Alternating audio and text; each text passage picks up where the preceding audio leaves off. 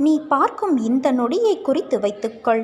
இந்த நொடியிலிருந்து 24 மணி நேரம் போதும். சரியாக இன்னும் 24 மணி நேரத்தில் நீ வெற்றி மாலை சூடப் போகிறாய். ஏனென்றால் உனக்கான காலமும் நேரமும் கைகூடி வந்துவிட்டது என் குழந்தையே.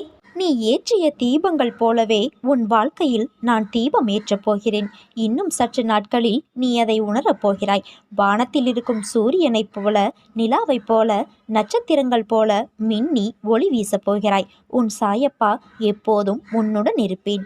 எனக்கு மட்டும் ஏன் இந்த கஷ்டம்? பலவித பிரச்சனைகள் சூழ்ந்து கொள்ள இரவு முழுவதும் அழுது புலம்புகிறேனே.